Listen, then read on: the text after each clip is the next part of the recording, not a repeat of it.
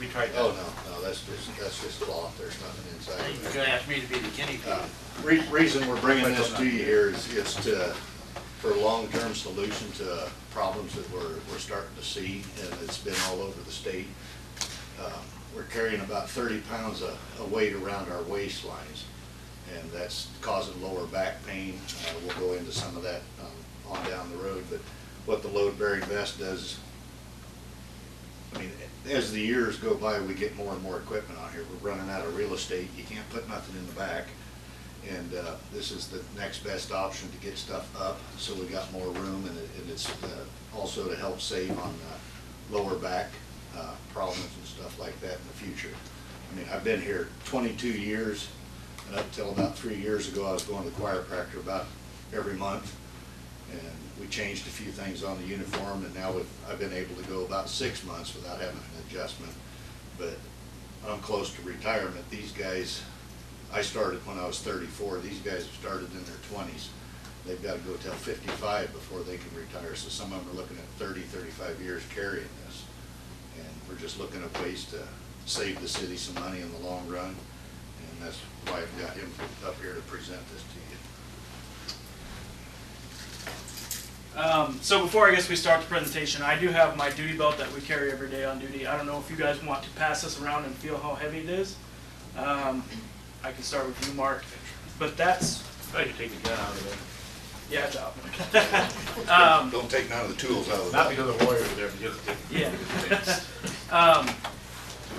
But that, like, to piggyback off of Chief, that belt is anywhere from 25 to 30 pounds over a 30 to 35 year period of that weight being on your lower back and your hips.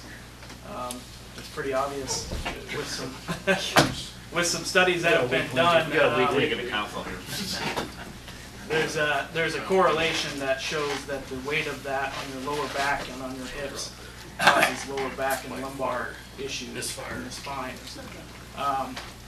The solution that I've come up with in doing some research is a vest that looks like this. Obviously, it's not going to be tan. It's going to be our navy blue color that we wear. I'll pass that around if you guys want to look. This is not how our design is going to be set up, but it's going to be similar to this. Just has a bulletproof structure in it?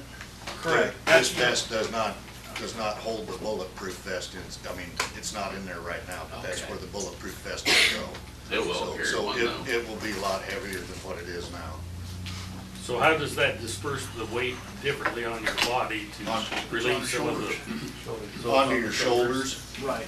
Everything on our duty belt will be moved to that vest, so the weight will be evenly dispersed on your shoulders instead of on your hips and lower back where weight is not supposed to be dispersed. You're seeing that a lot, like on our Douglas County Sheriff Department, they make do something on that vest. And speaking with that company, Pottawatomie County is the largest county, or the largest order that they've had in the state of Iowa. So, yep. With that, I guess I'll start. We'll go through this PowerPoint real quick. I think there's a slide right before this one that has a video.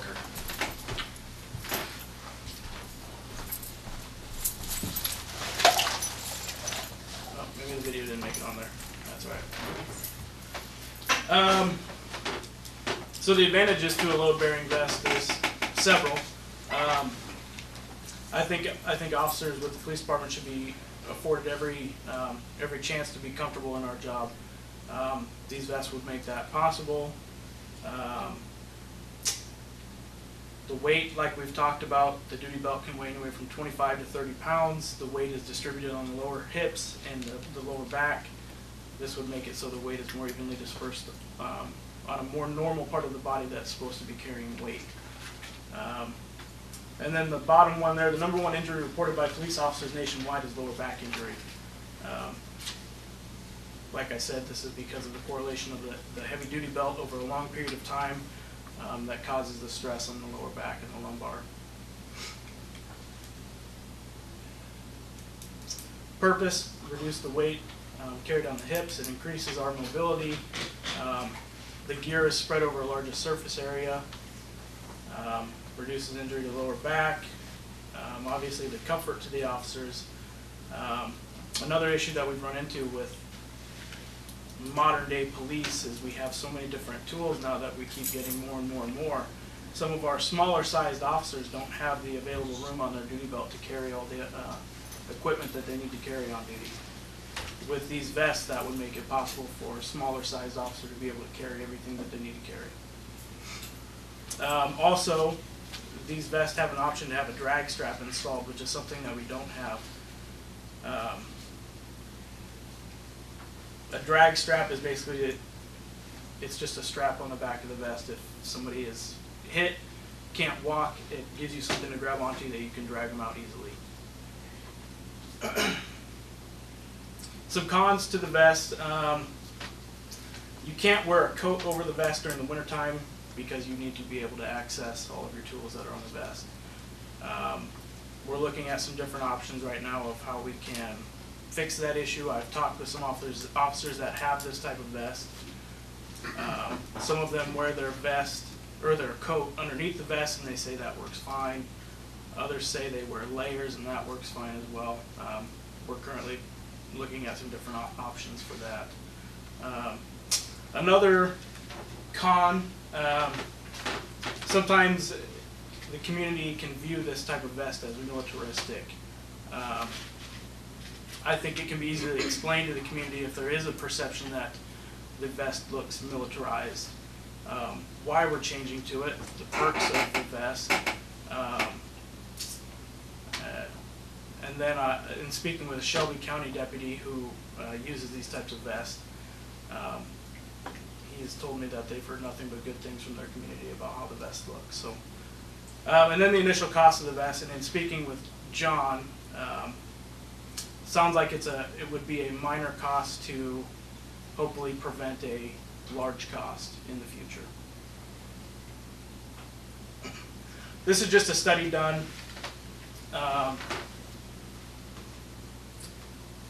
by that former chief of surgeon there. He says, basically it's a long paragraph here, but what he's saying is lower back injuries are the leading cause of both short-term and long-term permanent disability in law enforcement.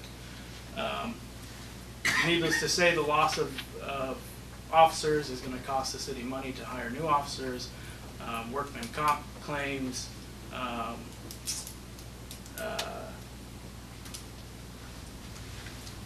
overtime hours for officers that have to cover for officers that often work. And like Chief said earlier, I think our average age on the police department is about 30 years of age, which would mean there's 25 more years on average of, that's how long these officers are going to have to serve before they can retire. So as of right now, it's not a large issue of having workman comp claims, but down in the future, it can become an issue. This is just another slide to touch on the weight of the belt.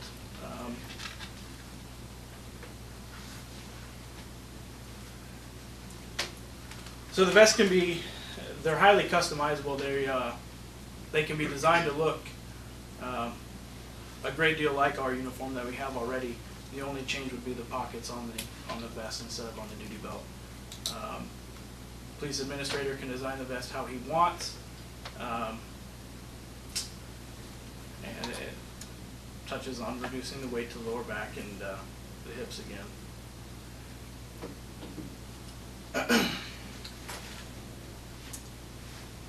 So the vests are, like I said, highly customizable. They can be, basically you can have them made to any spec that you want. They have a 5-year warranty. I forgot to bring the 5-year warranty over here with me, and I don't think that link works, but I showed it to John, the warranty. It's a pretty good warranty. And then the initial cost of the load-bearing vest is anywhere from $460 to $520. I spoke with the company. They said if we ordered our vests and ordered them all the same with the pockets in the same space, we'd get a discounted price of $427.50, and any additional pockets added to the vest would be free. These are some of the communities similar to size that are utilizing the load-bearing vest: Harlan PD, Shelby County, Pottawatomie County, Red Oak, Montgomery County, Shenandoah PD, Fremont County, Asbury PD, Worth County Sheriff's Office, Algona PD, Adams County Sheriff's Office. Some of the officers I talked to, the Asbury PD officer said that it was almost immediate relief to his hips and his lower back pain. Every officer that I've talked to said that they would, after making the switch to these types of vests, would never go back to a duty belt.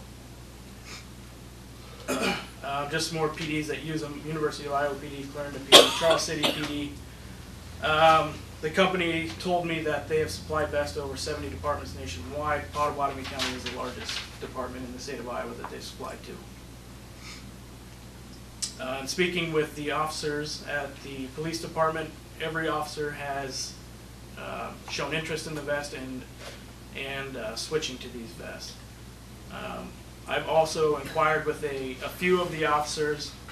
I didn't get too in depth with them, but several have made me aware that they have had lower back discomfort in the past.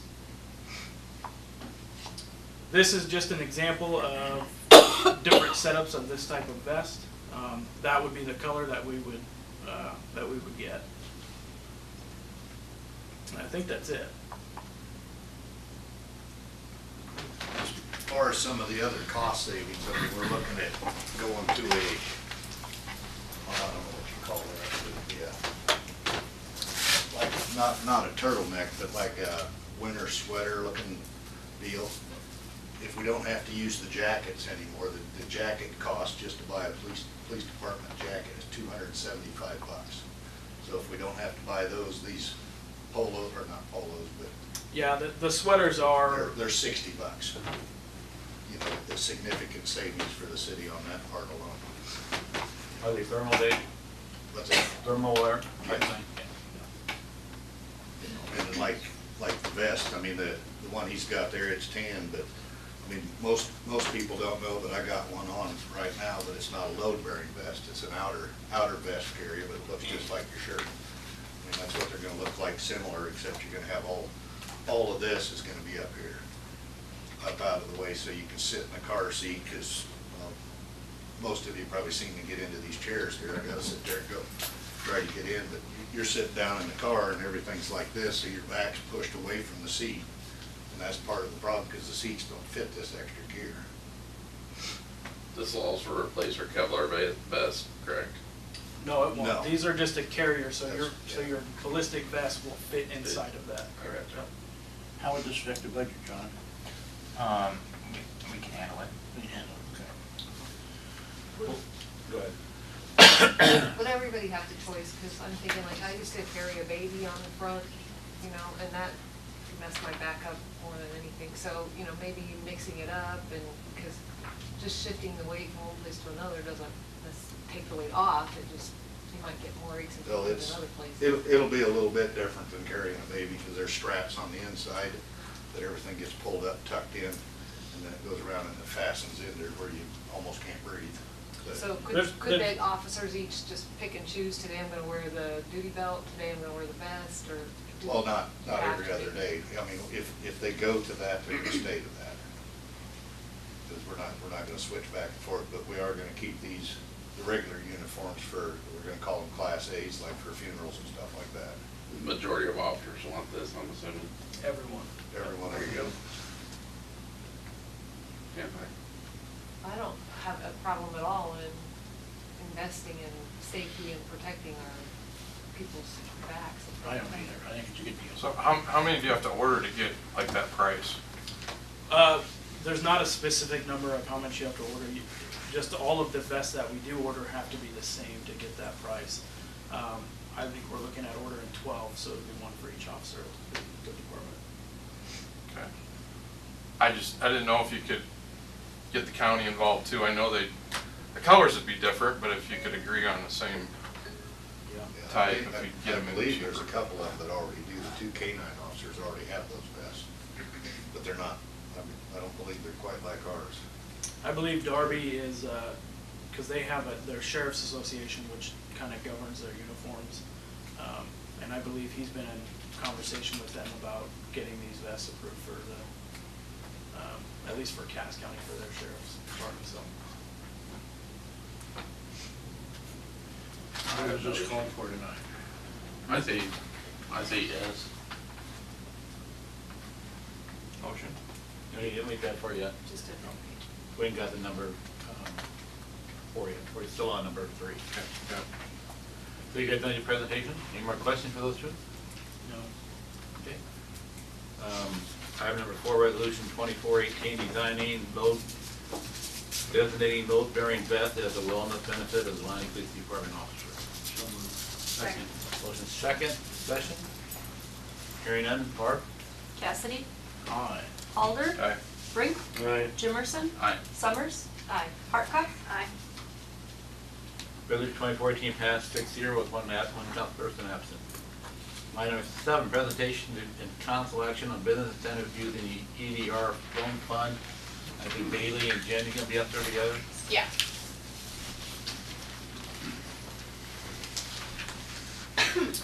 So we met with the Community Development Committee last week and discussed this proposal to present to you today, and we are requesting $100,000 to be used from the EDR fund you have to start a strictly Atlantic-only revolving loan fund that will help recruit and retain business in Atlantic. The fund's going to be organized through CADCO and the current loan committee that they have in place right now. And an individual will be able to apply for a loan of up to $25,000 with a 3% interest rate. And the loan will be on a 7-year payment plan with the final year interest forgiven as long as all previous payments have been made on time.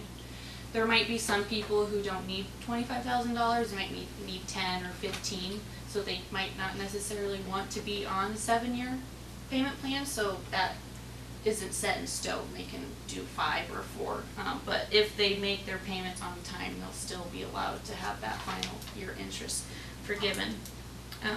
The money will only be taken from the EDR fund when it's requested and approved through CADCO's loan committee. And the fund will replenish itself, which was a requirement from the committee. And we think that this loan fund will benefit younger people the most, people in their 20s, early 30s who are in a lot of student debt. They don't have any equity, they can't necessarily get the bank loan, but they have a really great idea to start a business in Atlantic. They can come to Jen. They have to have a business plan, they have to show tax returns, financials, and then the loan committee will review it and hopefully loan them the money. That's our proposal. I like that idea. I will add, the Community Development Group did recommend this. I would so move that we accept it. We're still talking, Nick. Huh? Still talking. Shut up. Basically, is this just young people only can apply for this? Well, anyone can apply Okay. for it, but it's tailored towards someone Are we who's now looking for any 25. collateral at all on this stuff, like the CADCO loans are? It kind of concerns me. We will try and take some form of collateral, but normally they're gonna have a bank loan that goes along with this, so we would more than likely be a second. That's normally where we're at on the CADCO revolving loan fund. I thought we talked about going an 8-year, a 9th year free or something.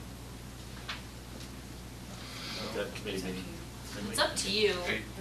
We 7, just said 8. 8. Okay. Going from 5 to 8, right? Right. 8. 7-year plan was, this is 7 years, the final year, okay. So basically, they paid the first 6 years, the 7th year is free, right? They paid 7 years and the 8th year is free? 7 and 7 8. and 8 is free. Right. The committee's made up of other business owners in town. It's Chamber, CADCO, City. City sits on it, and a couple other business owners sit on it as well. So you get a request and review the financials. Right. And CADCO's currently made 15 loans at this point. We have a revolving loan fund that we use, but we're currently out of funds. That's where this comes in. And theirs is for the whole county. This would be strictly for Atlantic, which has been a focus. So can people still apply for the CADCO loan if they want to? There is no money. I mean, when But money they comes could back, apply. money keeps coming back in, but the money gets built back up in there. Yes, then absolutely. Yeah. So that's another thing I questioned the other day about. Yeah, we have it revolved, so as soon as we have money available, they can use it again. So the whole 25,000 would be back in the account after 7 years. Yes, Or 8 years without interest. it would be At last last year, year. 7. Should be back. It would be the same CADCO committee that oversees, Yes. that would handle this. This would just be, so basically, it would be an incentive that CADCO has to offer, but this particular fund would only work for people in Atlantic. But everything else would just kind of fit in the same plan. Yes. You don't foresee any problems with people on the committee or not from Atlantic, they're from different rural towns? Do you foresee any problem with that at all? No. Okay. No, I don't, because the two I'm thinking of would have no problem.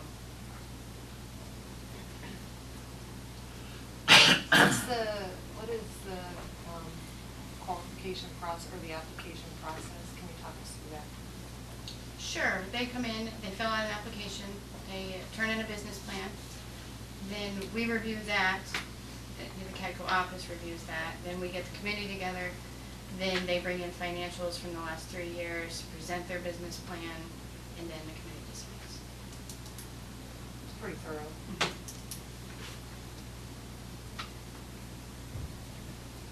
Any other questions? So move we accept it. Got a motion accepted, second, Second. discussion? Okay, I've then all in got favor?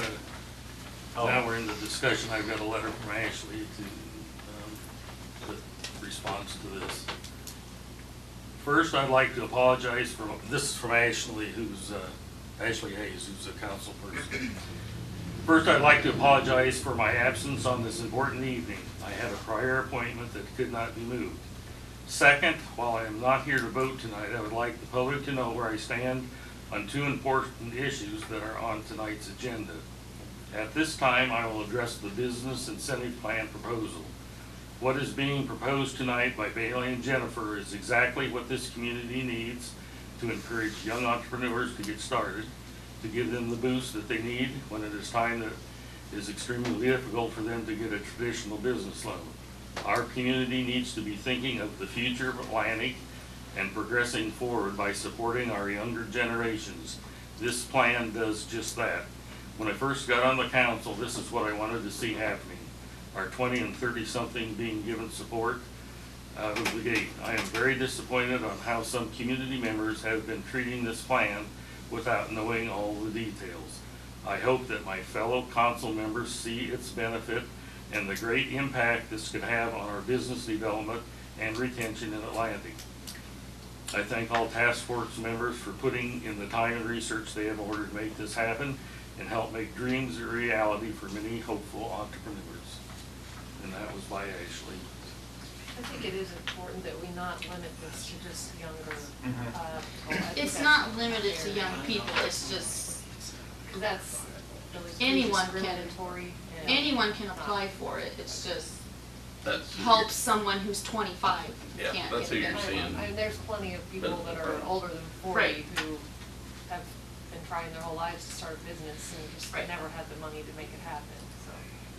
And by the time they're 40, they probably have a little more experience and background to help them even be more successful, so. I think And that's I don't think the really intent important. ever was to No. just limit it to young No. people. I That was not, I'd recommend you take that word out of there, the young people. Yeah, I recommend we just not keep on encouraging that, just make it irrelevant. Age is not relevant.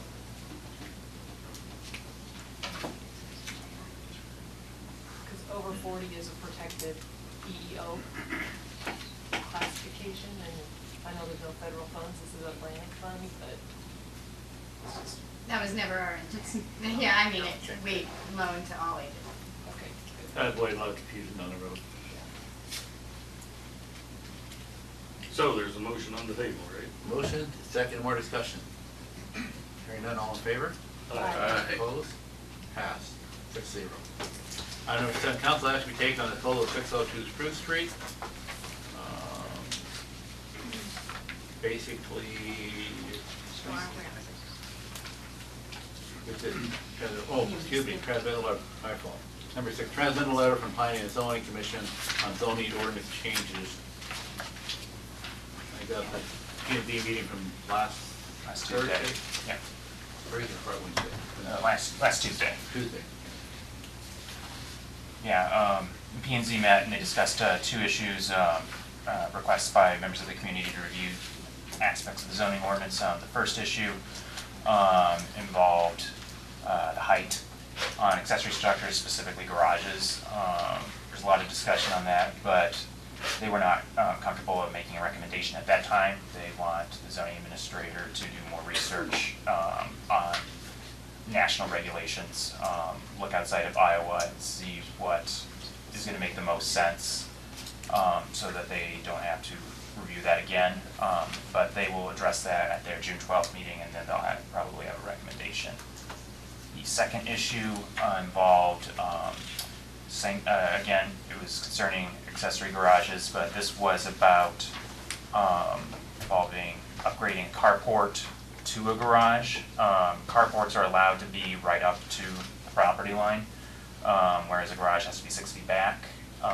And there's a specific part of town that is designated R2, but a lot of the lots are smaller and probably that area would have been better zoned R3. R3, you can write off with your neighbor's permission to encroach closer to the property line. The commission considered adding R2 to that, but they changed their mind. They felt that they didn't want to go that far, but they did want to encourage people that have existing carports to be able to upgrade to garages.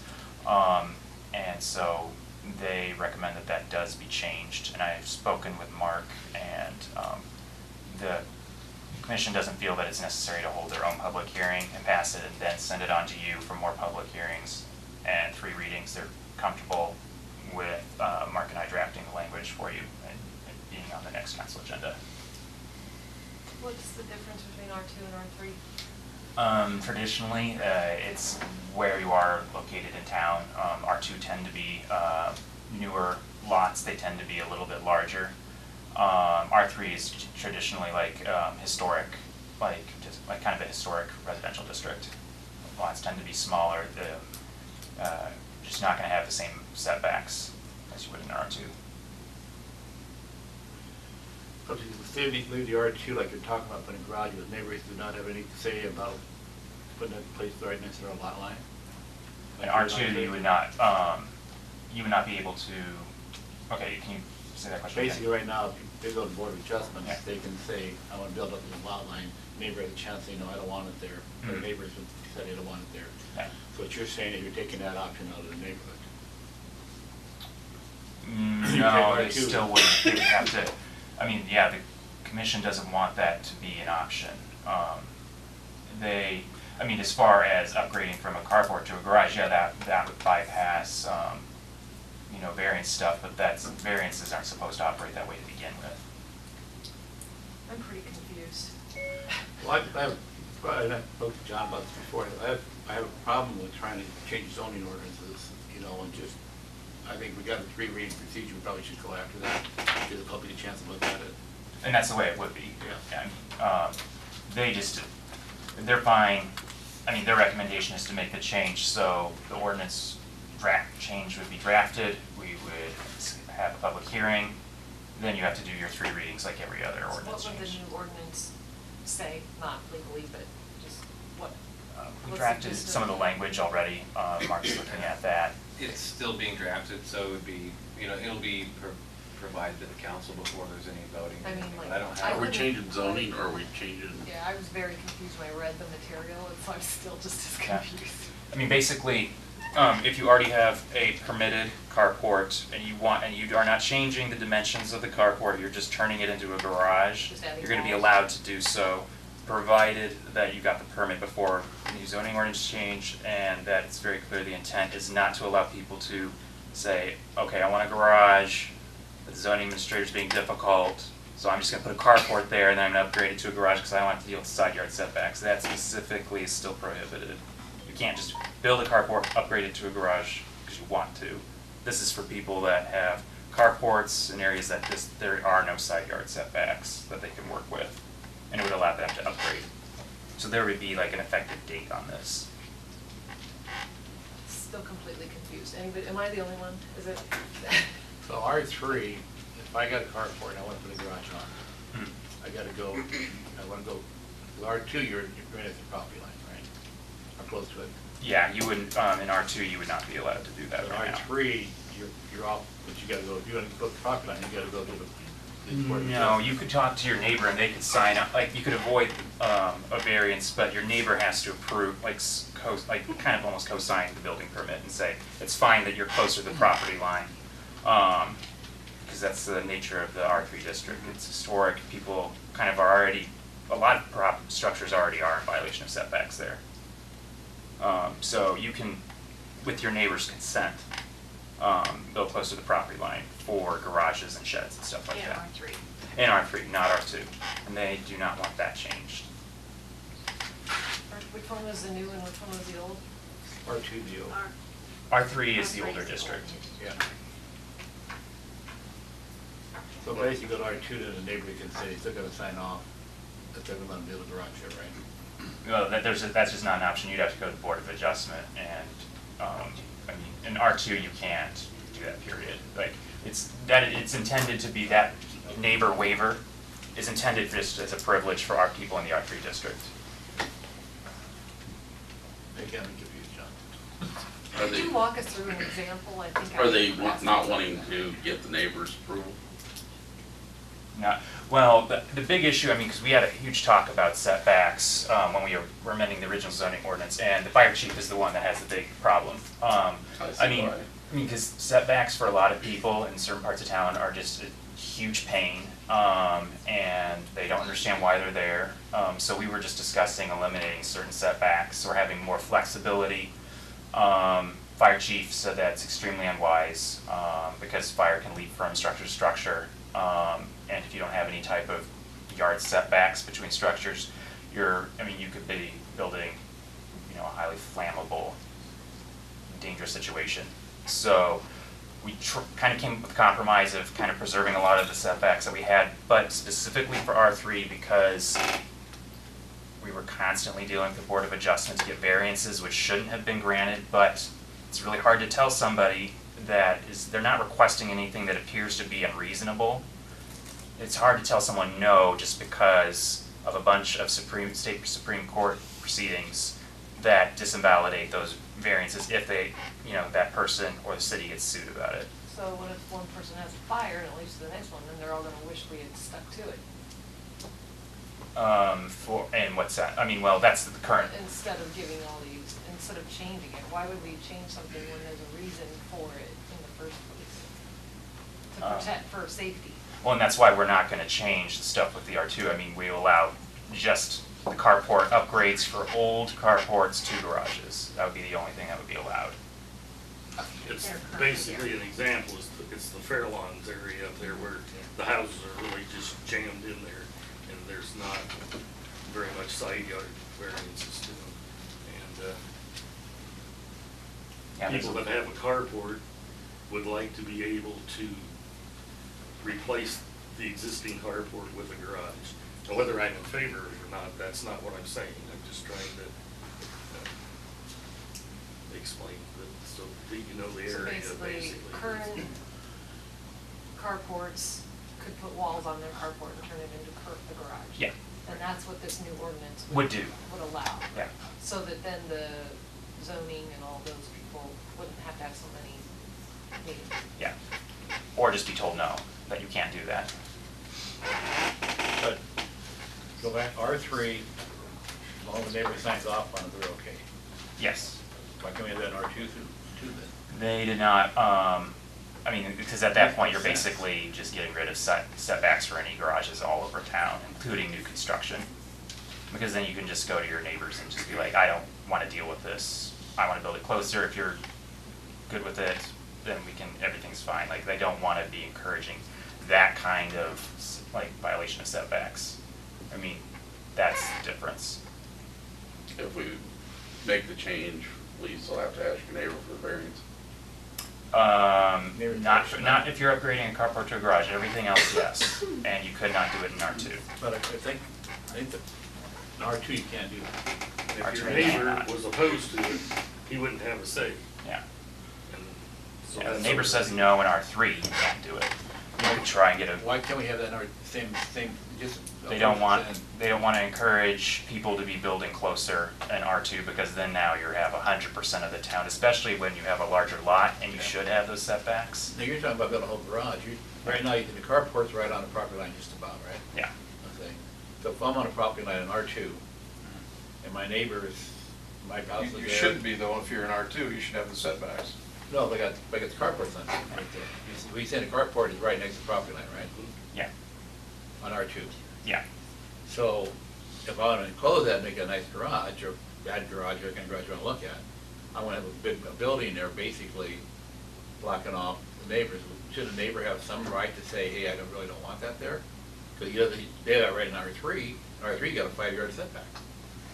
Shouldn't you have something, you only got a property line difference there? Some don't make no sense there, John, for some reason. I know it's to take care of some old remedies, but shouldn't a neighbor have some recourse into that sand?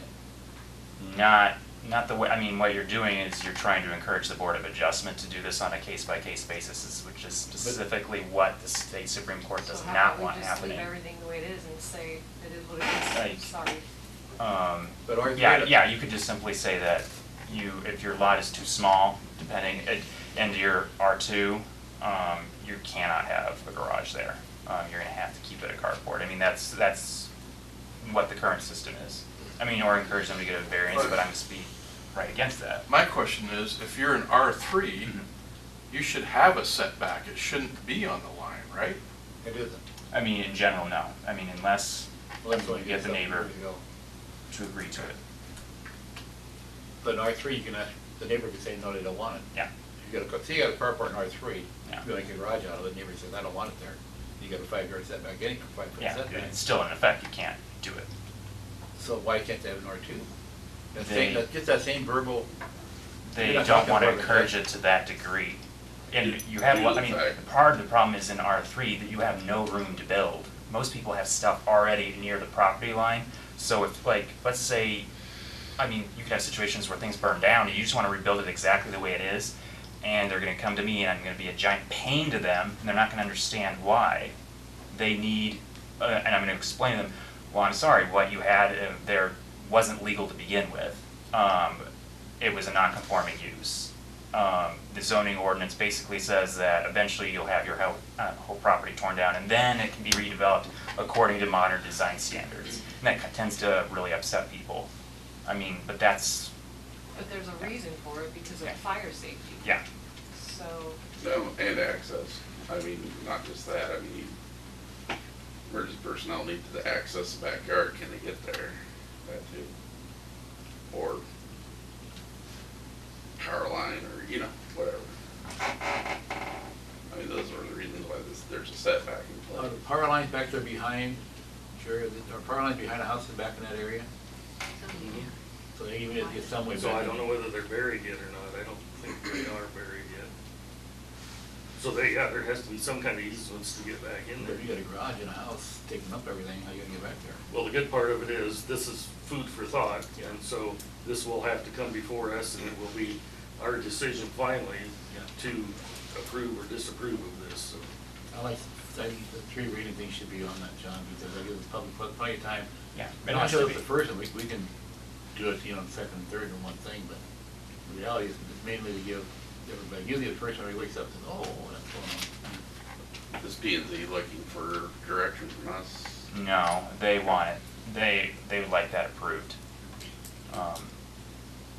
so they want current carports in R3. And all residential development, All in all? Two yeah. and 3. Yeah. Current carports Carports to be only able to to be be converted to garages, just by asking the neighbor if it's. No, okay. you would not have to ask And get R3 permission from the neighbor. So In they. R2, you do not have to ask to get permission from the neighbor. Because you have to abide by the setback. Yeah. Yeah, this would be a car, it's a way to keep this combined to basically dealing with this issue in the most legal way possible. So like, I personally don't think we should make any changes because of safety reasons and consistency, and there's a reason they were made this way in the first place, so. I mean, you can vote against it, but But there are a lot of planning people and that live in zoning- R3 that do want to make improvements to their property, and they're gonna then just try and go to the Board of Adjustment, and I'm gonna have to give them the obnoxious explanation of, okay, you can do this, you can give me the $200, which is non-refundable for a hearing. I'm gonna speak out against it, because what you're asking is basically pay for play. You wanna give me money so that we can waive the rules, because they're an inconvenience to you. And if the board listens to me, you get nothing, you can't do what you want, you're out the money, we've wasted a bunch of time. You get what you want, there's really, it's to guarantee that the city is not gonna come after you. Although, if a neighbor sues over that variance because they didn't like it, and the court sides with them, which they will, they can then order us to tell them to tear it down. So if courts are gonna side with the way it's currently written, why would they change it? And then Well, go if it's from being there? if you're changing the rules for everybody, that's what they want to see, and they want to see it done this way. The courts They are don't arguing like that the exceptions. You can't sit there, what the courts don't want you to do is pick it and choose the winners and losers. Mhm. They want it to either be yes or no. Right, well, and Yeah. that makes sense. Yeah. So let's go Good back. way to put it, Chris. Yeah, R3, you got a 5-foot setback, right? They got a carport in R3 right now, they've probably got a 5-foot setback. 6 feet for accessory structures. You can say 6. Yeah. Okay, so if they got a carport in R3, it's a 6 feet setback. They want to put a garage in that, the carport is, all they do is ask the neighbor for permission, right? In R3, yes. Okay. R2, if they got a carport, which is probably right next to the property line, Mhm. if they want to put a garage on that, they don't have to have, no one can say anything about the EA about it. Yeah. I mean, that problem I got is, in R2, you're taking distance clear down to nothing, you gotta put in a building there, not just a carport. And I think a neighbor should have some say in it, like you do in R3, that's all I'm saying. I can see what you're talking about, but, some neighbors don't get along. I mean, there should be some recourse for a neighbor the building next to, because the carports usually just walk right on through anyway, most of them are. Sounds like it's bass backwards. Yeah. You should be getting permission off R2 and R3, you gotta get closer than 6 feet, it's more of just an issue anyway. See what I mean? I think. But one of them we're keeping the setbacks, the other one we're changing it because the lot's small. I know that. In other words, in But it's- R2, you can't it's not- take not so something much- all the way up yeah, to the not so property much- line. not so much You have to setback. stay at the 6-foot Not so much setback. a setback, it's R3, the 6-foot setback, you get a carport on R3. Right. If you want to change that carport, the same exact dimensions, he has to give the neighbor permission, all you have to do is the neighbor say, okay, that's good, you can do it. But in R2, it's right on the property line, you want to put a garage in there, that's the neighbor for it. I'm just saying, he should be able, the neighbor should have some say-so in R2 like he does in R3. A setback's a setback. So what is it exactly we wanna change out of all of them? Basically, just allow people that are in residential districts to all have the options, if they have carports, to upgrade them. And especially if those carports are, if the carport's away from the property line, which usually in R2 and larger lots, it's not a problem. No one wants to build right on the property line usually. But some people, their lots are very narrow, and they have like no options, other than just saying, sorry, you can't have a garage park in the street. Like allowing those people that have carports to upgrade to garages. So we're not trying to change when you have to ask a neighbor and when you don't. We're just trying No. to say, if you have a carport anywhere in Atlantic and you wanna convert it to a garage, not changing the dimensions or anything, Yeah. just basically throw walls on it, Yeah, you can do that without getting anyone's permission? correct.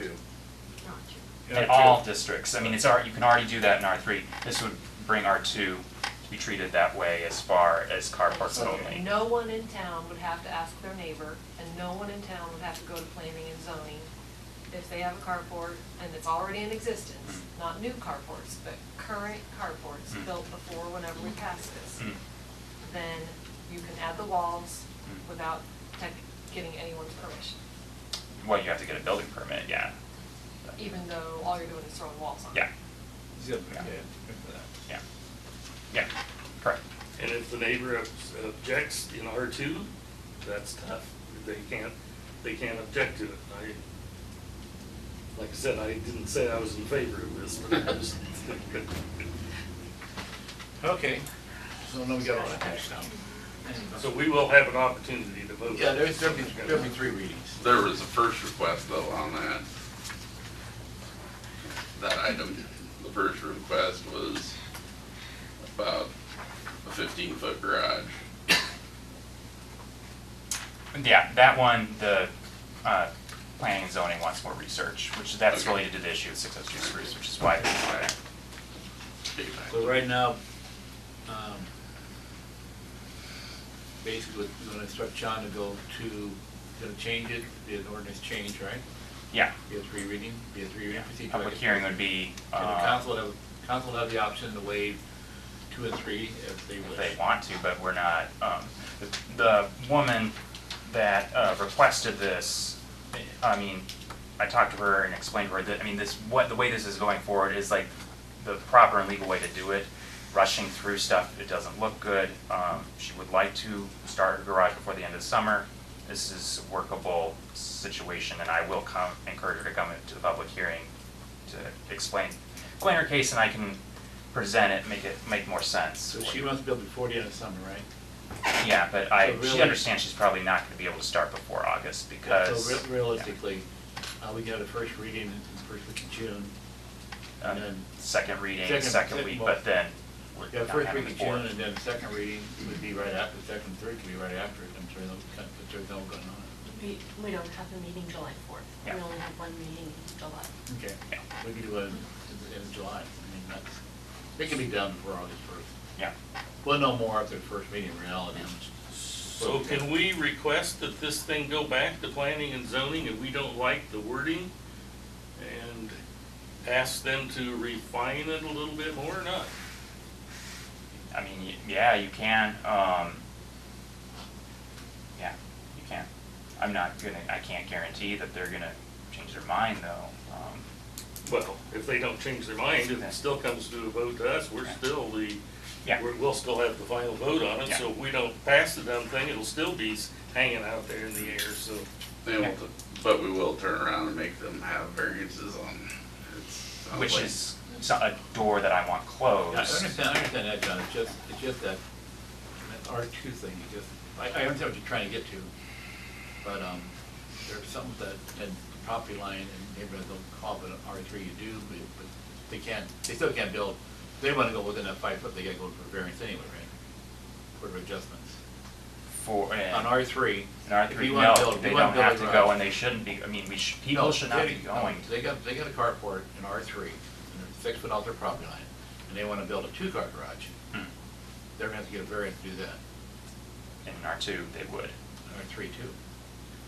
Not They go now. with In R3 right now, you can build anything closer to the property line with your neighbor's permission because of the historic nature of that district. That's already city code. That was what. R3. In Why- R3, Why don't you bring at the next meeting pictures of all the different scenarios? yeah, It might be and that easier- was in the. Easier for some of these people to understand. Yeah, I had that in the planning and zoning packets. I can do that. Is there literature in this ordinance for access to the backyard? In other words, we're not gonna allow somebody to just, two property owners completely close off access Yeah, to. we could tailor, however you wanted it. We'll come up with a proposed draft, and then through the discussions, we can do whatever the council wants or whatever that we can adjust it. We would draft it according to the recommendations of planning and zoning, and then kick it to you. I'm just curious of how their recommendation is, so we're not closing off a backyard that. Because the scenario could be, you grant this person to build at the lot line. What about the neighbor that also's got a carport there? So you could have both of them just right up side by side without anybody filing any kind of complaints or anything against it. Yeah. Can't even get a lawnmower through it. Yeah, you couldn't even get a lawnmower through there. They'd both be on the lot line. If there was a fire, they'd already be touching. Well, so- let them, I guess they're gonna burn then, right? Yeah. Yeah, there's no, if you couldn't address it from the front side, and there may be You know, So where's, AMU may have, yeah, there, just put them on my criminal line, where's R2 at? Which one? Our term is mostly south of 14. South of 14. Mostly, I mean, Fairlawn is where from the OMCA? west, West? from Washington School, it's Okay. that housing Okay. down at the bottom of the hill. and Linda then- lives. Well, except she's on the top She's of on- the hill, she's on top the of the hill. home's down in the bottom, or Okay. R3 would be where I live. Yeah. Yeah, R2 is very low in that, but I still think neighbors should have some say so. That's all I'm saying. Yeah. There should be southern neighbors say, you know, I really don't want this. You know, I can see calling, so they should have some recourse. But Is this something that comes up so often that? they're oh, asking and us? Board of Adjustment used to be meeting all the time for this stuff. I mean, it's very hard to look at someone that has a reasonable request, and they've already paid money for a variance, to tell them no. And all that we've done is give them permission that we're not going to try and be a problem in the future. But it's not a real guarantee because it's not a variance the court would ever uphold.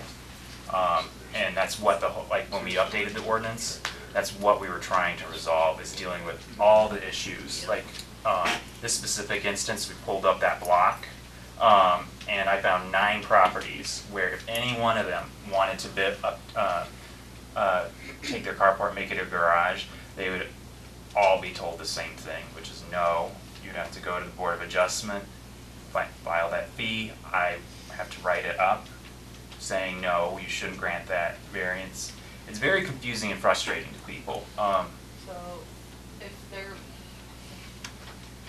if the courts wouldn't uphold it, They won't uphold the variance. We can change it, as long as you're changing the zoning ordinance so it treats everyone fairly, so that it's not an issue of paying more money to get around the rules. The courts are fine with that. They want everyone to be treated fairly. And that's why you change the zoning ordinance. You don't get variances to the zoning ordinance. and yet, then why would we want them to bring greater risk of fire problems? We've got a fire chief Probably close don't. to it, so, Probably don't. yeah. what do you want, The John? Planning Commission Yeah. generally wants to encourage development though in Atlantic. I mean, it's a balance, and that's something that we talked about. I know there's at least one member of the P&Z here. We talked about that extensively. I mean, if we don't have some flexibility, you're basically sentencing about half of Atlantic to not being allowed to do anything on their own property. Yeah, but, I mean, there's reasons. rules are put in place for a reason, aren't they? Right, yeah. Yeah, which is why, I mean, that's why the rules matter. But, you know, What do you want John to do? Tell me. I want him to send this back to planning and zoning and say, come up with a better plan. What does the council say? I don't think we should change anything, except maybe to get rid of the some of us can ask neighbors and some of us can't, make it all consistent. Well, I think we ought to look at it. I don't think we have to change it if we don't want to, but I think we ought to look at it and have him come up with, show us all the different options that could happen. And maybe you might change your mind. I don't know. Maybe I still I don't doubt it, but understand it. I'd It be, might be that big. I'd be a little bit more comfortable as long as you can't, close off the backyard. Access, that's kind of the important thing.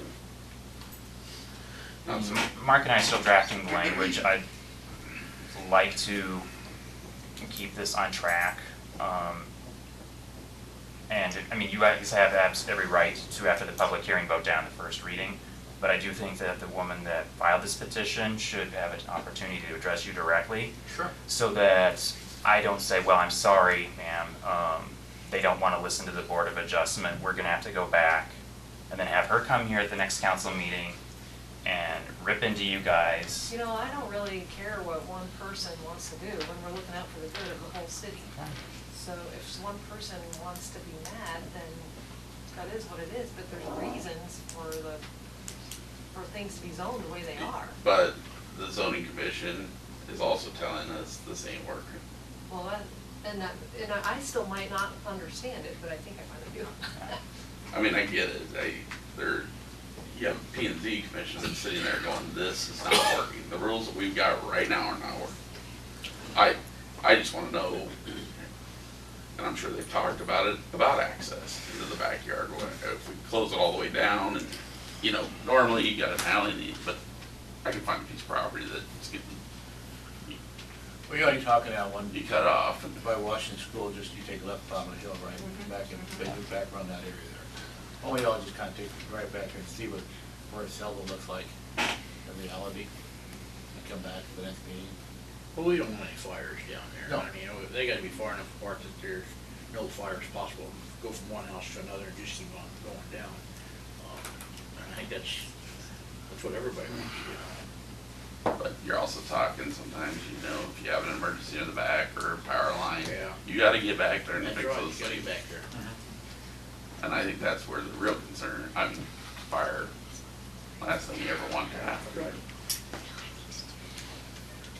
Just, We need some more discussion on this, but not right now. And I just showed these guys both a picture up at the lake. We've got a storage building. The neighbor has one right next to it. I can't walk between it. I have to either walk around in their property or around on ours. There's no way I can get through them two buildings. Even if you're doing east? No. Don't jump that high anymore. I think we ought to move on and discuss this, Amen. have some more discussion on it later at the next meeting. I think everybody needs to go and just drive, look at the property and see what it really looks like. To get What's the everything address? right. Going to Washington School down there. Main Street, 16th. John, if the P and Z meets again to talk about this, could you let me know so I can just go sit in the audience? Yeah, they'll be discussing, I mean, I can put it back on the agenda, and, because they have to meet to discuss kind of my findings on height with setbacks. I can, at the same time, since it's obviously an interest to the council, I can look into, I mean, a lot of our zoning ordinance stuff was based on like kind of Iowa law, but they would like me to look at some national stuff too. I can do that for the setbacks as well, not just the height. It's not a problem. I'm already doing the research. Yeah, I can do that. The other side of this is, that is the job of the P and Z, is to look at these and determine whether it's something that could or should. I mean, if they're trying to not have any meetings or not have any discussions, but that's why we have a P and Z.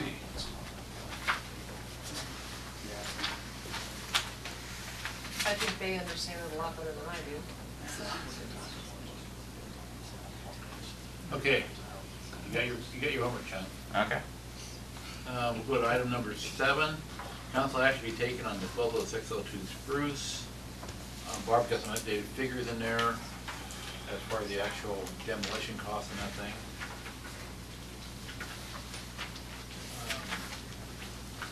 Let me see what we can do it. Page 7.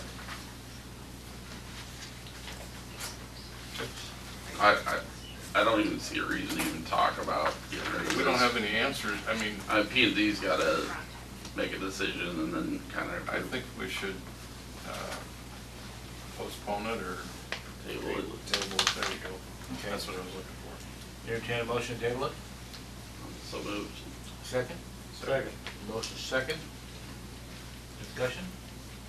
All in favor? Aye. Opposed? Table till the next meeting?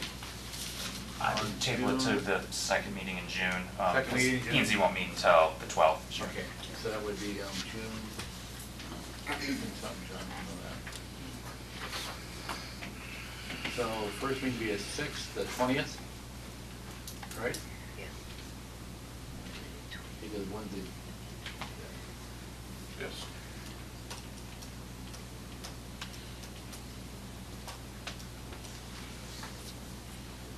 you want to do both of them that time, bring everything back to P and D on the 6th, 20th, both of them, John? There's plenty of time for the bill and all this, every little day. I mean, yeah, if the council is more, if you think you'll be more satisfied, yeah. I don't even think so, I just like to see neighbor permission, but that's me. I'll, It's okay. I'll also have a formal presentation, and if anyone has questions about some of this and like to learn more, I'm more than happy. I mean, I know at least half the members on this council are in R3, and if we hadn't made the zoning ordinance changes that we had, and I had no idea because I don't bother, like, snoop around and look at people's properties, but I'd probably be willing to bet, you know, a few bucks that, and there's at least probably one member on the council that has stuff that's not in conformance with the zoning ordinance, that would be pretty surprised what a pain it would be to do anything on their own property. I think that's kind of what the issue and what a lot of this setbacks and. Why are you looking at me? Not you, I'm sorry, I'm kind of staring beyond you, Chris. I'm like, There's like, who are you gonna look at? it was there before. I I wondered who he's looking Yeah. at. Kathy? Oh, Well, that I know could it's be. me because I have very small property. But I know I bought the house knowing I can't do anything, so, I'm fine with it. Okay. John, you get your homework. Let's go to number 8. Now's the time for public hearing to amend FY 2018 budget. Oh, now they tabled that. We tabled 7. We tabled 7 to 6:20. Public hearing, amend FY 18 budget. Now the time for a public hearing. Barb, any written or verbal? We have received no comments. Anything from the council? Anything from the public on this? Hearing none? Okay, motion to close public hearing. So moved. Second. Motion second, discussion. Hearing none, all in favor? Aye. Opposed? Passed. Resolution number 23-18, amending the FY 2018 budget. I move we approve resolution 2018. Second. Motion is second, discussion. Hearing none, Barb? Brink, Aye. Jimerson, Aye. Summers. Aye. Hardikoff, Aye. Cassidy, Aye. Alder. Aye. Resolution 23-18 passed 6-0, 1 absent. Item number 10, order to, I'm just gonna go read them all. We'll do 10, 11, 12, 13, and 14 all at once. That making sense? Yep. Okay. So we're gonna order to appoint Christina Bateman to the Community Promotion Commission, otherwise known as CPC. Item 11, to reappoint Jim Barons to P and Z. 9 and 12, reappoint Roger Herring to P and Z. 13, reappoint Dave Knudsen to Board of Adjustments. And number 14, reappoint Mike Henningsen to the Airport Commission. And the reason why there's so many here, because after changeover in city clerk and assistant city clerk, this kind of got fell behind, or it's getting really caught back up. I move we approve those 5 people or whatever without reading them all. Second. Motion second, discussion any of them? Hearing none, all in favor? Aye. Opposed, passed, thank you. John, administrative report.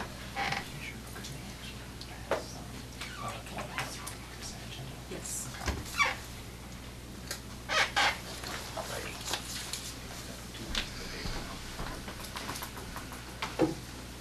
I would just ask Barb, since you guys just passed all the appointments pretty quickly, if there's no objection, I can start putting those types of appointments on the consent agenda and save on the paper and time. You don't It's fine. mind? Yeah, you could knock that out that way. I'm good with that. So, 2 things to discuss. First one, so the city got our renewal from Wellmark, 7.97% on our fine health and dental insurance. We do have one issue to address. Barb and I are kind of in agreement on how we'd like to proceed, but we want to make sure the council doesn't have objections or want to discuss the issue further. So we've left Paradigm, that was our health insurance broker. We're joining Cottingham and Butler. And in the past, we've requested them to review our eligibility to join their Iowa Public Employees Pool. This is a private pool that buys the health insurance and presumably it spreads out the risk, which means you get better rates. Last year we were rejected from, our application was rejected because we had some bad claim history, but those have fallen off. When they reviewed it this year, they were willing to accept our application, but their pool will actually renew at 13%. And, this still seems like, common sense. Why would we want to join a pool to have higher renewal rates than we could get on our own? Okay, so Cottingham and Butler's actuaries say that the real renewal is going to be lower. We are the 5% that we'd be paying, 5% additional premium we'd be paying. We're just that will pay for itself in the long run once we've entered the pool, because we'll be diluting costs out longer. And I'm not gonna lie, I'm not gonna say that I'm smarter than actuaries. I went to school with them and they are brilliant people, but they are not prophets, they're not oracles. And actuarial science, Wall Street, AIG, and the US economy almost was brought down by bad modeling in 2007, so they are not perfect. And they can't claim with absolute certainty that our pool is gonna have high future claims. And they can't predict the future of federal politics, nor the fact that whenever we've been confronted in the past with really high renewals, we've usually just passed that on through higher deductibles to city employees. So kind of if you break it out into a decision matrix, I mean, Barb and I are in favor of staying out of the pool. And I mean, but there is a negative, there is a risk that if the city has, you know, some really bad claims, that if we try and get into the pool later, they're gonna look at us and say that, no, you're gonna have to deal with this on our own, and that could mean higher renewals in the future. That is entirely unknown, but that is a risk. Now, if we choose to join the pool, we can eliminate that risk, but we will be basically asking to take higher premiums, because as of this very moment, our pool is healthier than theirs. That's why we're getting a better renewal rate. How many people are on your plan? 35. Are you a large employer or small? We're considered large. We have 35 people that participate in the plan. As that pool grows though, they kind of get a little bit more power, I would assume. Yeah. Which, I mean, that's the trade-off here. I mean, we are healthier right now, and we could also, in theory, remain, I mean, for a lot of years, I mean, going back to the self-insurance thing, I mean, we had a pretty great, healthy pool. Compared to a lot of communities, our health care costs were relatively low. But then some bad stuff happened, and that's when the costs got out of control, and we had to get out of self-insurance. So Now, how do you explain the larger pool getting 13 and us 7?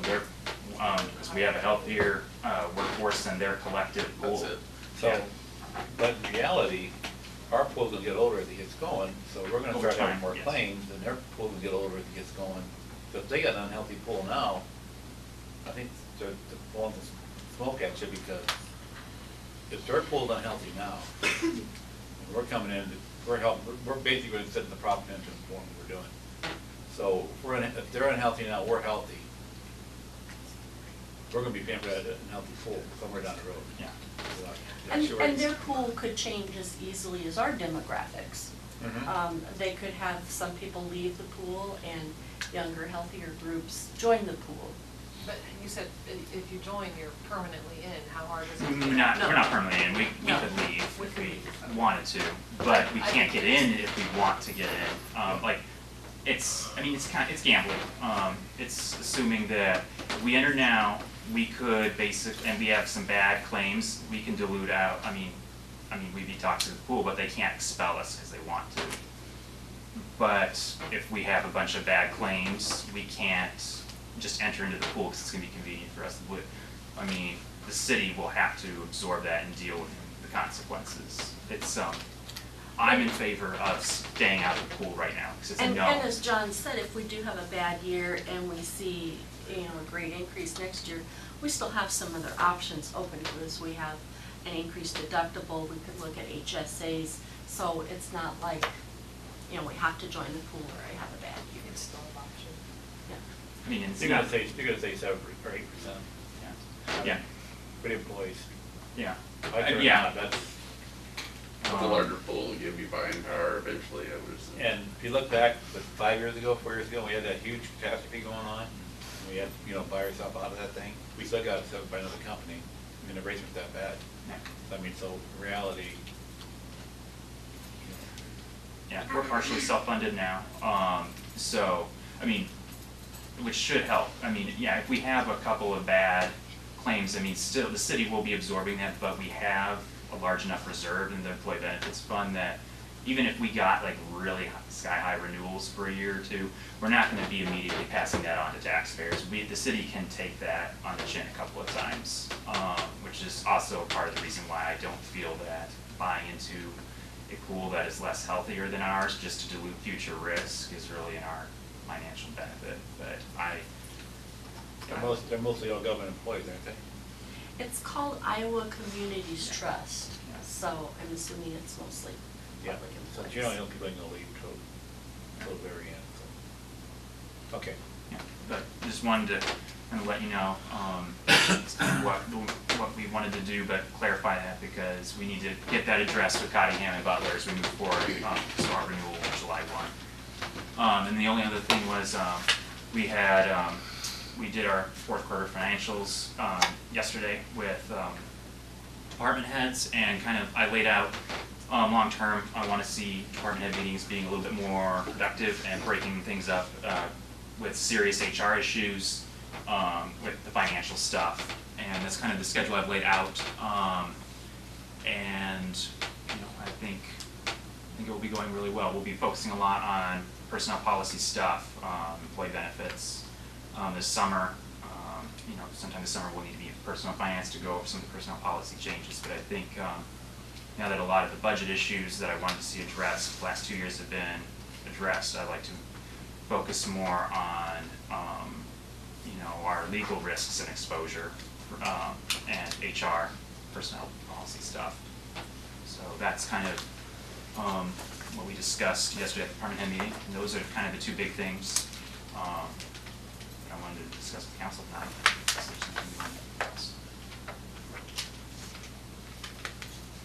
Any questions for John? Have we gotten anything back from Snyder's yet on that beautification thing? I was actually wondering about that the other day. I'll ask Tim where we're at with that. Okay. Yeah, I'll ask Tim. Anything else? Thanks, John. And the mayor's report, everybody knows the 150-year celebration planning thing is gonna be next Tuesday. We need to understand, you need to be there, bring your plans with you. Not your ideas, your plans, how you want to pull the whole thing off in your organization and do it. Because the planning committee's only made up about 4 or 5 people, and they're not organizing the whole thing, they're just kind of the clearinghouse of events. So the theory would be is if you're doing something on May 30th, 150th day of the year, and they're gonna cook hamburgers for 150 people, and then go blow across the street, they'll do 100 hot dogs, 150 hot dogs. Probably say, I think you might want to get together or something. You can do what you want to do, but we're just kind of letting people know what's going on. But if you're going to bring your plans, how you want to pull your event off, to help get the centennial plan next Tuesday night at 5:30 here at City Hall. Okay. We'll go with the fire department. Parade's going to be we're going to partner with them for the 150th celebration. That's going to be official parade day. It's going to be the fireman's parade and the centennial parade. So it's going to be a huge parade. We're trying to find a name event to come in and help lead it off. That's one of the things going on in that area. And you're still more than welcome to try and get something organized for that day. It's kind of it's in October, so if you got something you want to do that day, let Barb know and bring your plans, not your ideas, your plans, how you want to pull it off. And July 4th will be at the airport. Originally we talked about putting out a Dekalb Report. We had a test fire last Wednesday night with about 8 of us. Mark Medice and 2 firemen were shooting it up off the compost pile. Visibility thought it was great, wasn't that great, so it's going to be back out the airport. People need to understand the airport is city property.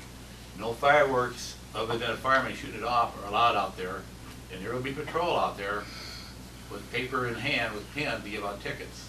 The biggest trouble we had last year, people shooting fireworks off propane tanks and stuff like that. If you're out the airport, out of the city property, you cannot shoot fireworks off city properties or off the middle of your streets. Just understand that there's going to be people out there watching that. So it's going to be out the airport this year. Just changed because we did testing. So. And then let's see, that's about it. I talked about grass. I looked ahead. No, we're going to push in the street anyway, so we'll get off the grass for you. There's more grass in the streets this year than I've ever seen. Put it in the grass. That's because you told them not to. I told them that here. We're going to raise the sewer rate. Maybe we should start finding them. Yeah. Seriously. Get some money in the coffers. Sure. Put the grass in the sewer. City council reports. Let's start with the student council. I don't have very much because we're kind of just wrapping up the year, which was actually my first point. So today was the seniors' last day, so they went to the zoo as a, kind of their like last hurrah, and they had practice. I don't know if it was commencement or baccalaureate this morning. But for everybody else, it's only 7 more school days. And as kind of previously mentioned, commencement will be held on Sunday. And then in sports, the biggest thing was that track qualified 14 total events to the state track meet. So we had 3 girls events and 11 boy events. And then the Die Dash was hosted the last weekend, so that was a fundraiser for the cross country. They ran out at Sunnyside, and so it was a very hilly course, but even though it was a little rainy, they still had it.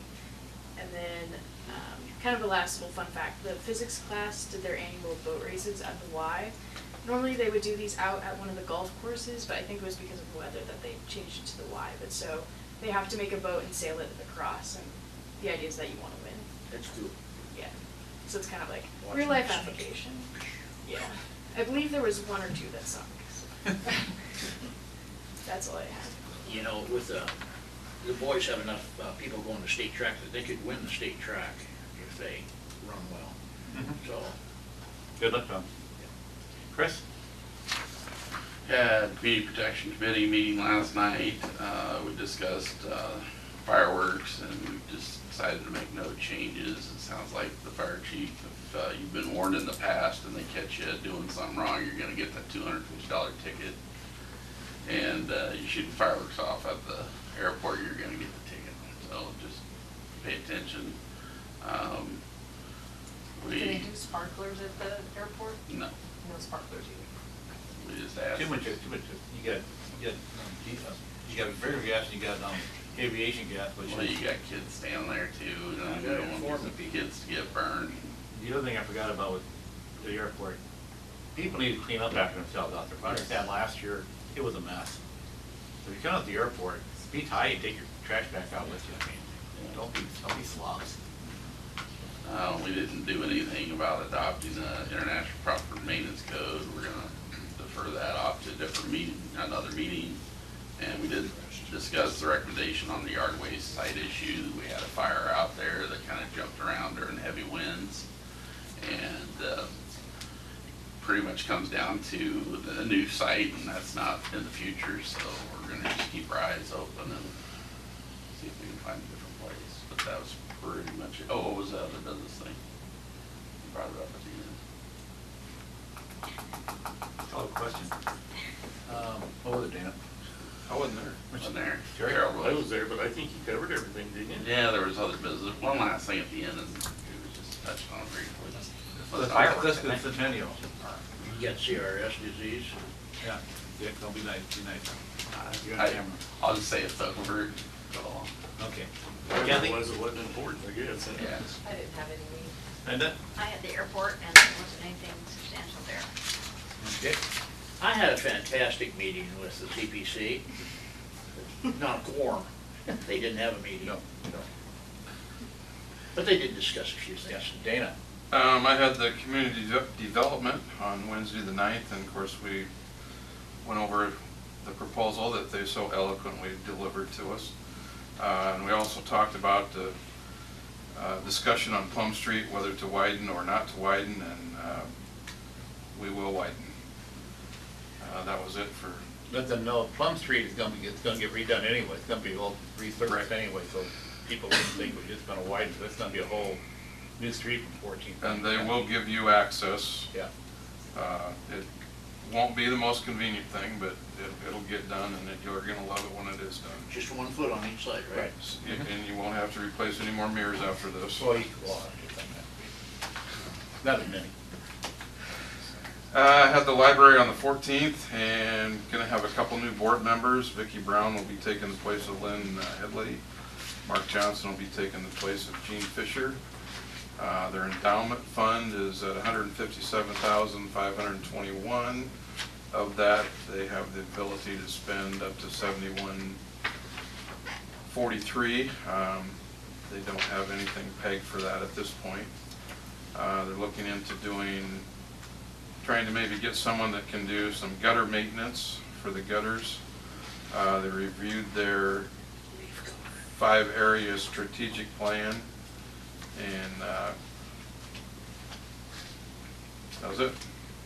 Other than they came up with their calendar, and they're gonna try and get these maybe as placemats in some of the local restaurants, if they're willing to do that, and it's really kind of a neat deal. It just gives a whole range of everything that's going on. There's a lot of stuff going on too, so if anybody wants to look at this, they're welcome to. You had me worried for a second, I didn't know what the political sign. That it? No, I'm done. Jerry? Okay, on the 8th, I had planning and zoning, which was covered in item number 6. On the 9th, I had the betterment that I attended in Dick's place, and Dana already covered that.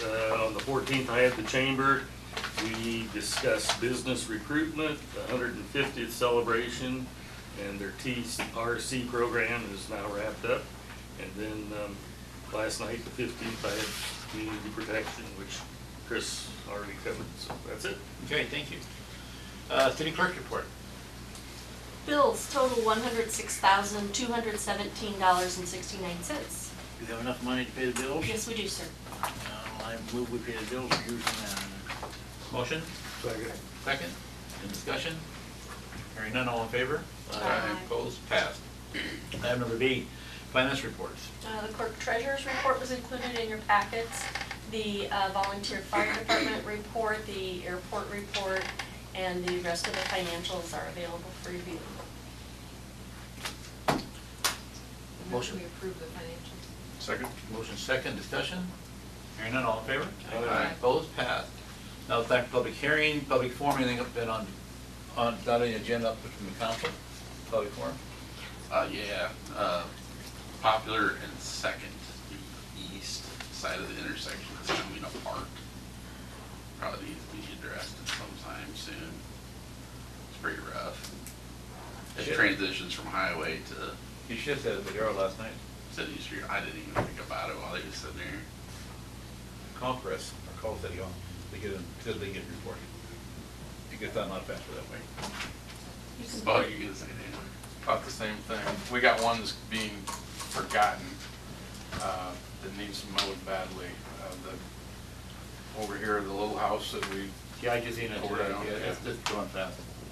Where, say again? Fixed in, Oh, the one you can see from those. no, fixed in, right off Maple, right? That little blue house was it burned down. It's just it's only about a 50-foot lot, 20-foot lot, 20-foot lot.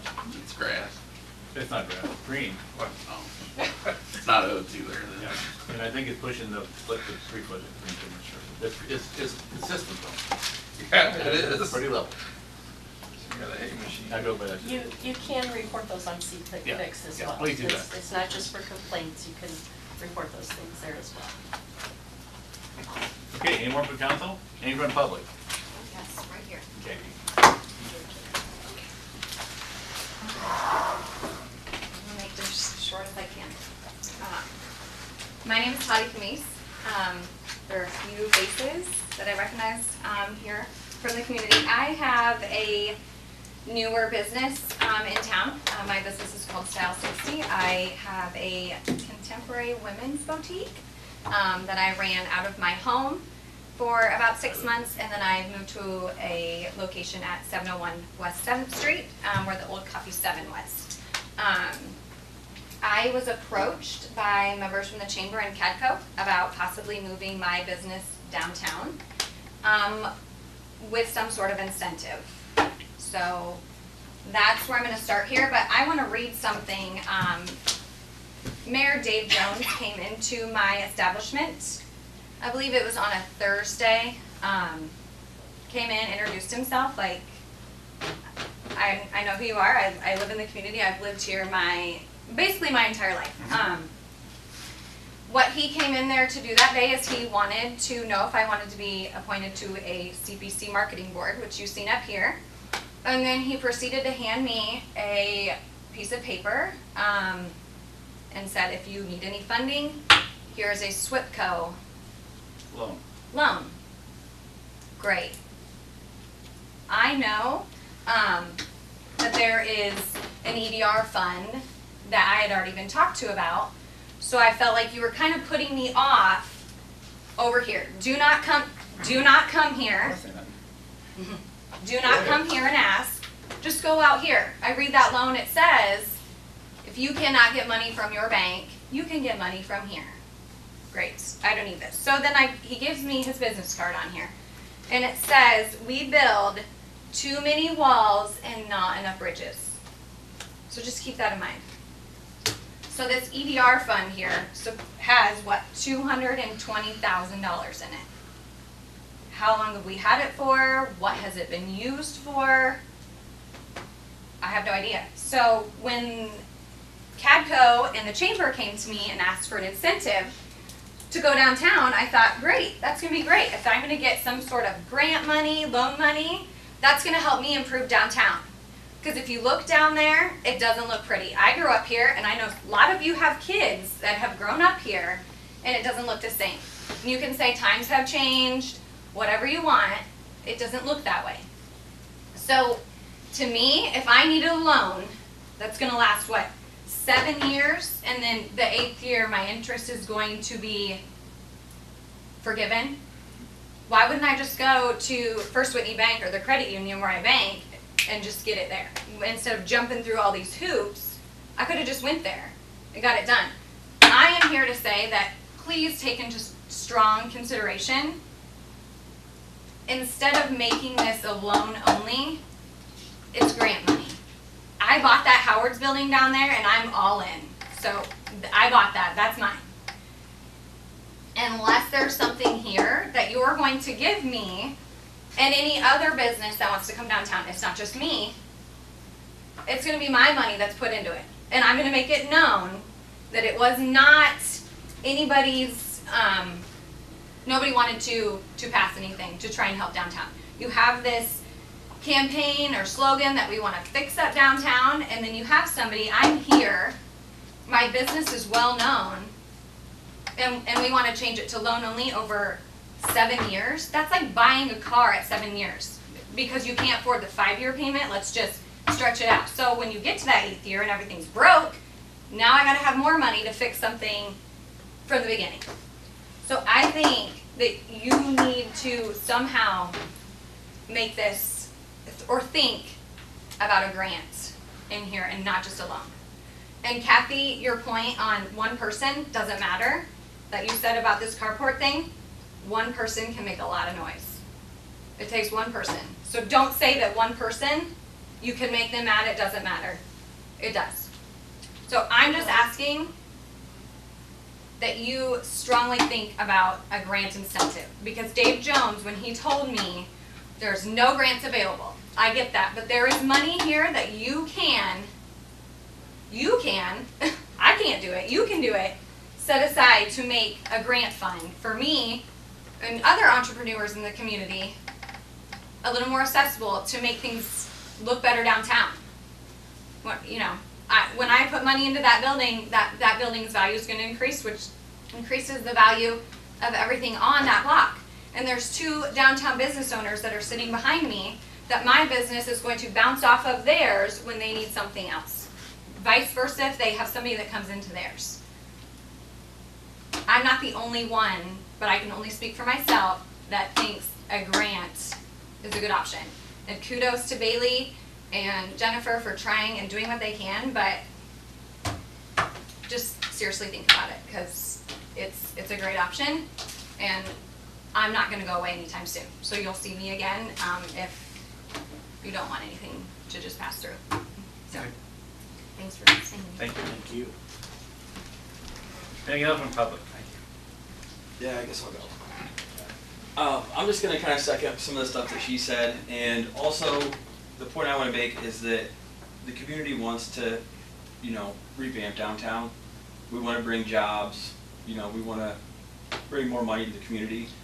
And in that building, using it as an example, the main floor is where she would have her business. The lower part, I'm sure most of you have been there, would be rented to another business. The upper part will be rented to someone else. So there will be several businesses that will go in there, and they'll all have an employee. So it has the potential of employing 6 people, you know? And, the money, what she's trying to say too is that what we would like to do is, we would like to ask for like $10,000 as a grant. And that money would be used to fix up the outside of the building mostly. You know, I had an estimate just to fix the awning on the front of the building is $2,000. You know, so we want to beautify, we want to make that look better downtown also. We're not necessarily trying to use the money for inventory or anything like that. And we'd also like to keep that money in the community. We'd make a pledge, we'll hire Interior Touch to do the outdoor carpeting that's in front, that's looking pretty tough. We'd have J&J Graphics do the awning. So that money would be, you know, kept right here in the community. I just want to let that be known too, I guess. Thank you. Thanks. Anybody else? I'll third that. I own the ugliest building downtown. Obviously, I just purchased it, and I know that I had a conversation directly with Dave within the past 2 months about a downtown beautification project and pushing that through, so forth in the grants and so forth. I'm not asking for a handout, but you know, that's definitely not where my focus is right now. Obviously, I went through CADCO's loan program to fund my business, to fund the wireless internet that we're doing right now. And it's done. It's up and working. I've hired a full-time employee here in Atlantic that's working for me right now, running around installing that. We're doing this. Please help us. Please don't work against us. It's hard. Please stop working against us. Thank you. Anybody What- else? Oh, Kathy. What are we doing to work against anyone? What are Kathy, we what doing? is I'll Wait go. a minute before you get too far out. I will go. I was You in the told meeting me in with- there, you hey, told me to hang be on. quiet, and I asked you, you I said was in the please, meeting you with want Dave the other to- day, and he was very negative. He was very negative. He was very insistent that there was no way that this EDR fund could be used for this. For and- Yes, you what? were. We just, wait, hold it. That EDR fund didn't even exist until tonight. It didn't. We just It's- now it's- passed it. No, the EDR has been around for years. The fund, There's the $200,000 sitting there, $220,000 it's been around just for came years. about tonight, Kathy, it was just here tonight. Kathy, wait, just one thing, point of clarity. When we got through talking yesterday, what I asked you to go see Bailey and Jennifer work out a plan. That's where the plan starts at. And that's where it goes. Join that committee, bring it on up. Right, you told us several times that there was nothing you could do, that money could not be used as a grant, that. I think we don't have any grants. And you also said that this house that you were wanting to build a house somewhere on the Wait, north side of 7th Street? Let's stick with what we're talking No, about. this is the what you grants. said, this is what I you know, told we looked us. at this yesterday, And same we problem. said, well, we didn't think It's that not that a was gonna problem, move Dave. forward, Good and you problem. said, it's still in the basket, I'm still working on it. Yes, you did, you want me to pull it up? Do you want me We to pull it up? recorded the I entire will conversation pull with that you. up. Don't you dare. So we have the entire even try and talk conversation on circles record, around man. me. It's not happening. Everything that you said. Well, No. I would just point something out real quick. Mm-hmm. Dave Jones, mayor, this is the council that decides those issues. Right. So he doesn't get a voting, just. Right, we understand We that. know We were just very disappointed by he was not unwilling to listen to any ideas we had. He shot everything down immediately. I realized that everybody makes a decision, but as a mayor, I thought that he gave us no avenue other than go talk to Jen. I don't have anything for you. That was exact words. I have nothing for you. Go talk to I Jen. said they have a committee working on that. No, It you was- did not. You said you need to go talk to What them we and work want to hear something from our up. mayor is let me see what I can do. Let's see what I can do. Aren't we a can-do attitude? Aren't we trying to fix up Atlantic? Aren't we trying to move people back here, bring jobs to the community? I had no vibe of that from you. And I have, everybody that I've talked to about this has been 100% supportive of it. And anybody that I talked to about Dave Jones, I hear nothing, nobody is saying, oh, we love that guy, he's doing great things for the community. They're saying, go down there and do something about it. Okay. So that's what we're here to do. You do have a choice. Is to do something about it. You'll be running for mayor in And 4 years, Also, what I'm run for city council. That's 4 That's years. what I want I to know move into that's this too business that's too long. in We September. wanted to I move have stuff a along a business little quicker than now. that. And you are but- turning it down I'm when you sorry I talk. brought it up. I'm sorry I No, brought it and up. obviously I have no notes here, so I'm not very organized tonight. But you know, the buildings downtown are, such as the Howard's building, 104 years old. It's in need of repair. You My know? house is too, and I'd like a grant to fix it. That's Yeah, great. That's Yeah, great. I have There a are grants. They have that. This is a public hearing, keep it down. There are Otherwise, I'll SWIFTCO. escort you off the property. There are plenty of programs that you could that we can use. This economic development fund though is meant for economic development. Fixing up downtown or giving someone a grant to move downtown and help them out. Okay, we can also do a loan. We can go and take out a loan. We take out a loan for the building. We have utilities to pay and all these things. If we take up a loan to fix up the building, say we have to borrow another $30,000, $40,000, $50,000. That's another payment that we have to make every month. That's you know, killing your overhead. It's tougher to make that business go forward. If we have this economic development money sitting there, why aren't we using it for economic development? The fund has been there for years. From my understanding, it's been there for years and has not been used. Could I talk, please? Yeah, Okay, absolutely. without interruption, please? Yeah, I've sat here and listened for several That hours fund without has interrupting. been- That fund has been in existence for a while, and the Personnel and Finance Committee met recently to discuss how to put it to good use. Right. Because we do actually care about our community. We live here too, we care. I'm not saying that you don't. Okay, so we had a meeting and we talked about ways to use it. We asked CADCO in the chamber to come to us with a presentation on options on ways we could use it, which they just did, just tonight. Right. So just tonight, we passed. And that just happens to be that we're here on the same night, that we finally, Okay, we've so- talked with them, we've been. So maybe there's some misunderstanding or something, because this. There's no misunderstanding.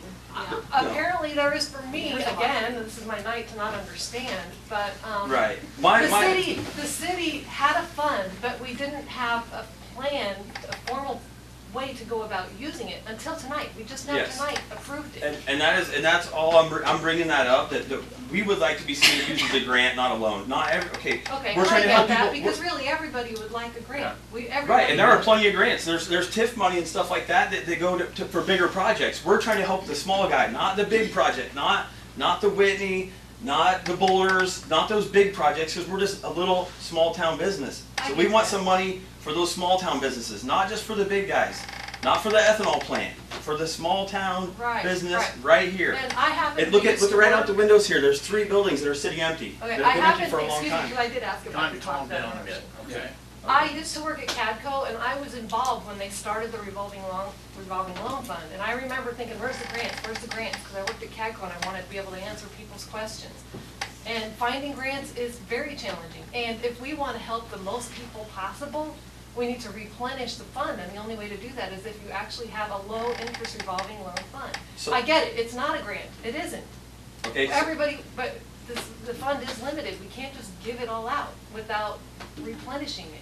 So the CDR fund though has been used for nothing. It's been sitting there for years and used for nothing. What I am saying is, in the long run, it will be replenished by the people that come to the community and spend money here. When somebody comes to her store and buys something, they say, what's a good place to eat? And we send them downtown to eat. Before they leave, they stop and get gas. They're gonna be spending plenty of money here. Her business alone being down there, she'll be paying property taxes. The other people that are there will be all the sales tax that is generated from her business. And once you get some businesses down there that work, the next guy down the street's gonna work that much better because we're bringing people into town that can shop at all these stores. Yeah, we understand And that's what we're trying to do. Right, So that's yeah, we're great. not gonna be putting money right back into that fund, but in the long run, it's coming back to the community. And isn't that what we're trying to do? Well, yeah, but we want. Are we trying to revitalize? As many people as possible. Okay, Do that so with a so low my interest loan. my idea was be a $10,000. If you have $200,000, you can help 20 people out. You can Well, potentially. Maybe we can talk about that, but not tonight, but, Okay, yeah. well, let's go back to the point. But it dies when it gets brought up, and that's the point. is Yeah, that Right, so what do we need Even to when do to we make it don't happen? What do I One need to do? person- one person- I'm bringing it It up would to you help if guys. you were nice to us. Okay, everybody, we're Just gonna saying hold that. this down to a couple points here. I asked you yesterday, even though it was on the tape, but I thought I asked you guys yesterday, get with that group, talk about bringing your plan to that, and see if we can work in with it. Yeah. Maybe, I don't know if you didn't understand me what it was, but Oh. I really don't care now. EDR fund was there, we gave money to Strand Manufacturing for higher paying jobs, and they left, and they paid money back into it. We have been using that fund at different times, so. For what was let's it move on. used for, you said? Next question, anybody else up there? A different business. I can't, I'm done and I can't talk anymore? We're done. We're 2 minutes, we're That's good, fine. we're just carrying on. I mean, if I can make a comment. I mean, something that public does need to understand, like, when we're talking big business, small business, whenever the city is given money in a business arrangement, it is never just a gift. I mean, people are always signing paperwork saying, okay, let's talk Don Sontag with TIF. The reason he gets money, he guarantees that he is increasing those property values. Whether he can sell the properties or make money or not is irrelevant to the city. he's guaranteeing more tax revenue. He's getting an advance for X number of years of taxes to back it up. Yeah, so he does get money that way, but the taxes are going to come in.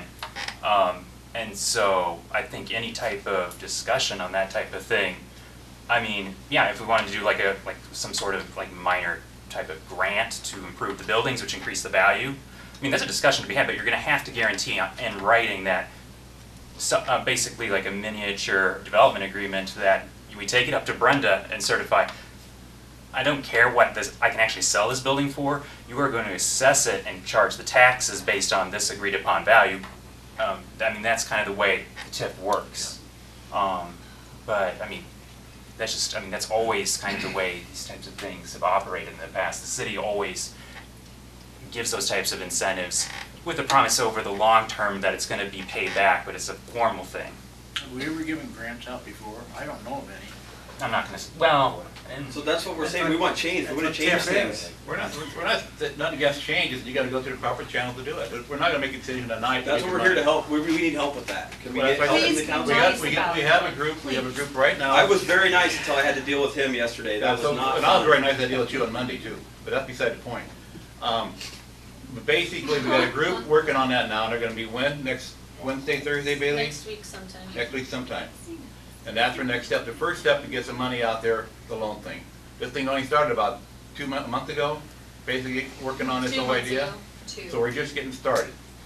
So there's other programs we're gonna look at. We're looking at different things down the road. But right now, we do not have a grant fund, but can we have one? If we up to the committee, bring it to the committee, and the committee will make a decision, pass it on to council. That's how it works. So. I think the situation is, it's not like we've never tried.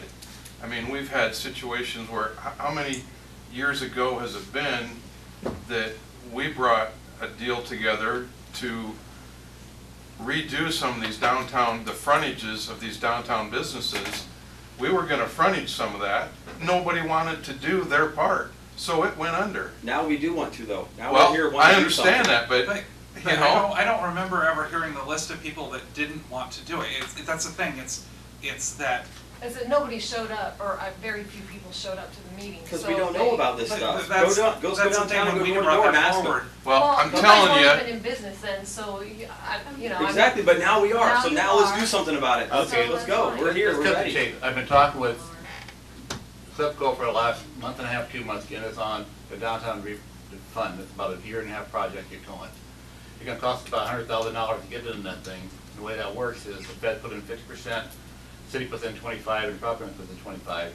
But it's a process it goes through, and there's some money we can get out of that by doing some tip downtown that'll make it work. We've been talking about that. They lost a key employee about 3 weeks ago that's walked away. So there's some things in the work been going on, and that's what Dana talked about. But that's something we're gonna reapproach on that for the council. It's gonna cost us $100,000 to get in that project. Dave, who else is working on that besides you, just out of curiosity? Pardon? I mean, who else on the council or in the city is working on that besides, with you, that's working with you on that? Clipco runs the Clipco out there. Right, well, That's what I'm Silco saying. is, but is there anyone else? We're just getting started. Basically, before we get them involved, we can do it now, but once you get involved, it's gonna cost us money. We gotta find out for sure what they want to do. We gotta start talking, the council start talking about, well, the downtown people want to support it. Basically, what's happened in the past, what Dana said was, everybody says, yeah, I wanna do it. The feds put in, they get the grant and everything, the feds put 50% in, the city puts in the 25, and then some property owners say, well, I don't wanna pay any money on this, and that usually kills it. So that, Miranda has it now, Harlan's finishing up on it. There's about 4 towns we've gone through it. We're just, it's a grant procedure, it's not a grant, but it's a procedure you gotta apply for. Yes? I would be interested in that going Yeah, forward. we'll be talking to everybody about it, but I talked to John again today about some other things on that same thing, so there's some things that can happen now, but it's not an overnight solution. But There's it been takes a little time. bit of turnover downtown since you've addressed that last time, so. Pardon? There's been a little bit of turnover Sure. downtown in ownership of businesses, so maybe another go would have a different result. Yeah. Yeah, I think your composition of the absentee landlord percentage downtown is slowly dropping. Good. You've got a lot more people who are owner-operators, and I think if you were to reinvigorate this program. That would be killer last time. You would get a better return, I believe. Things been in the work, but it just takes time to get things going. And a lot of that has changed pretty recently. Yeah. I'm not here